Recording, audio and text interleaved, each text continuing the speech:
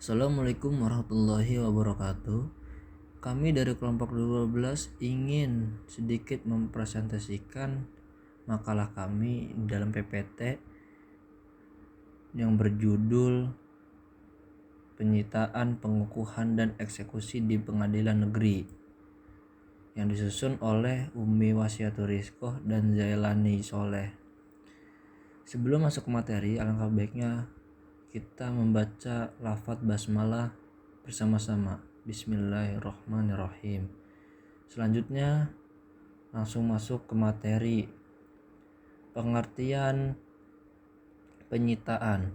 Menurut Marianne Termorshuizen, Kamus Hukum Belanda Indonesia halaman 49, penyitaan berasal dari terminologi beslag Belanda dan istilah Indonesia beslag, tetapi istilah bakunya ialah sita atau penyitaan. Pengertian yang terkandung di dalamnya ialah 1.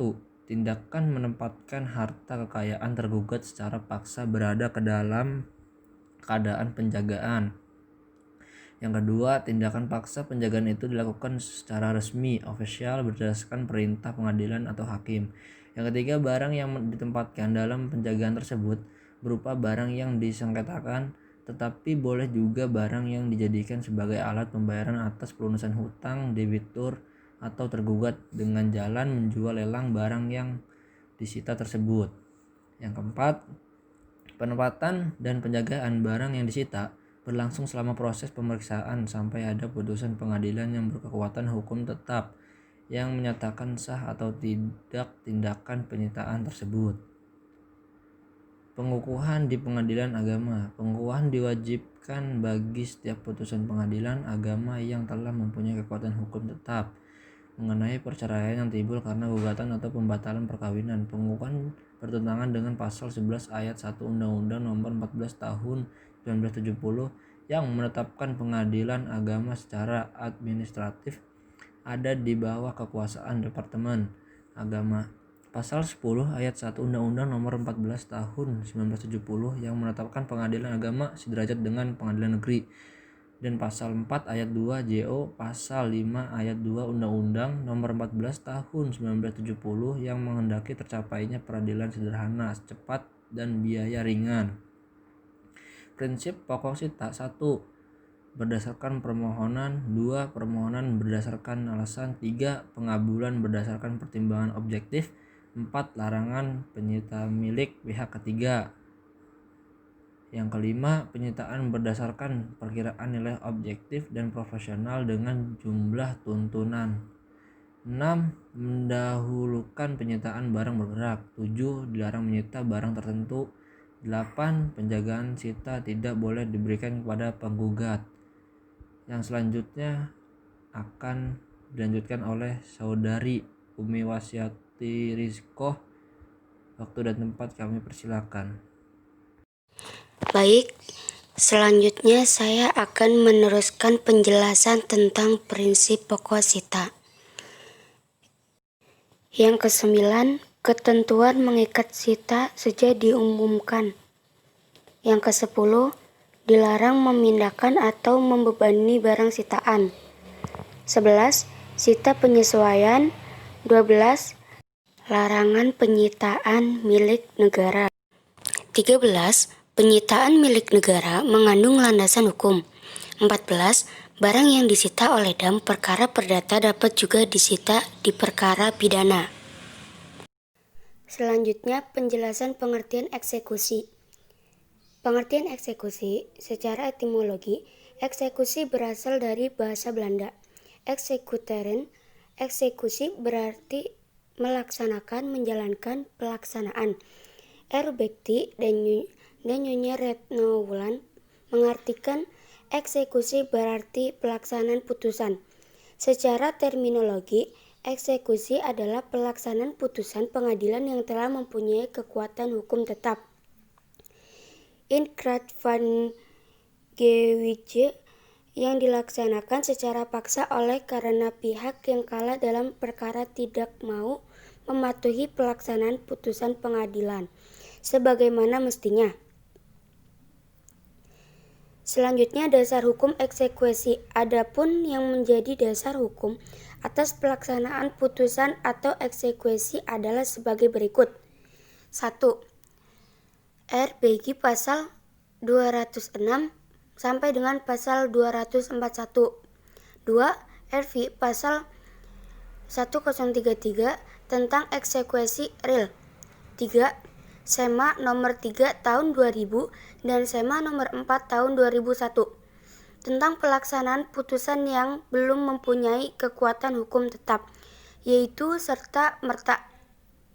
Yang keempat, pasal 54 dan pasal 55 Undang-Undang nomor 48 tahun 2009 tentang pelaksanaan putusan pengadilan.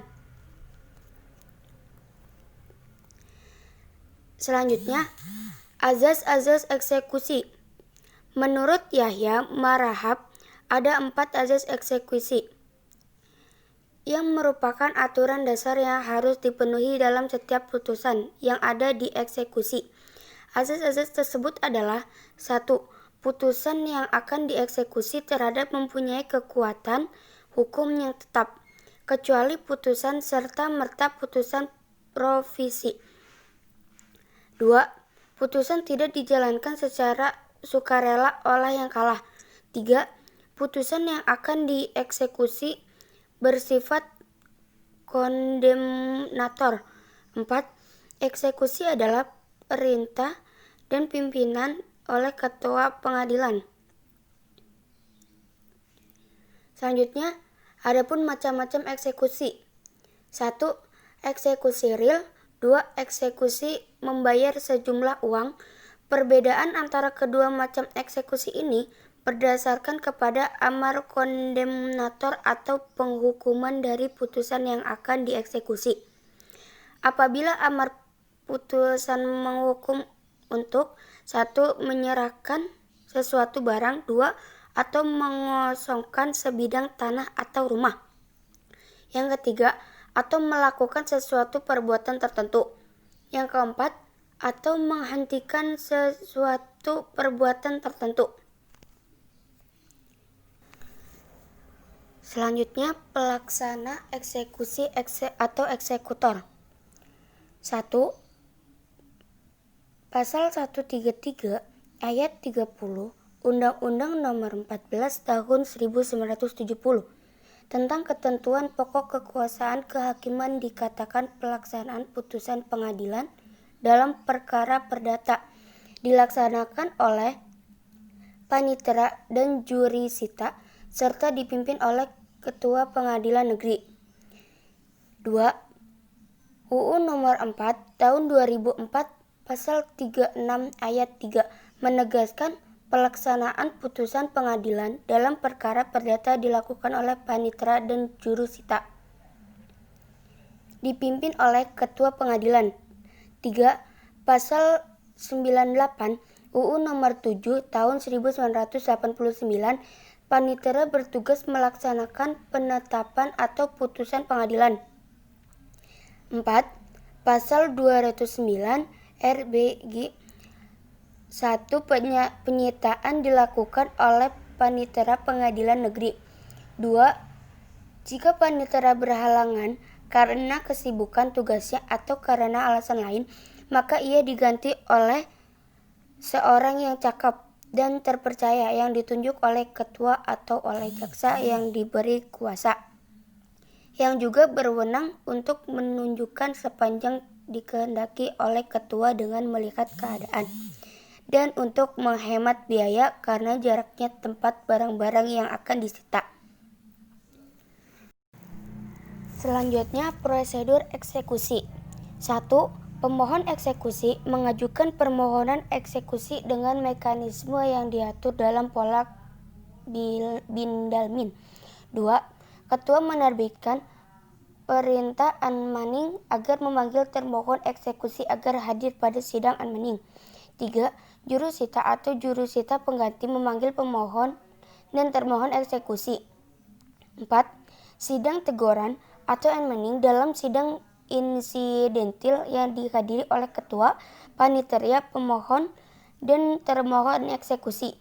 Ketua menegur termohon eksekusi agar pelaksanaan amar putusan paling lama 8 hari. 5. Panitia membuat berita acara sidang unbinding yang ditandatangani oleh ketua dan panitia. Selanjutnya, prosedur eksekusi. Yang keenam, jika dalam tempo 8 hari yang sudah ditentukan termohon eksekusi tidak melaksanakan putusan dengan sukarela, maka ketua menerbitkan penetapan perintah eksekusi. 7. Penetapan perintah sita eksekusi apabila belum diletakkan sita jaminan. 8. Bila eksekusi harus melalui kantor lelang, maka menempuh prosedur lelang sebagai mengumumkan pelelangan. Pasal 217 RBI. Mengajukan permohonan lelang kepada kantor lelang.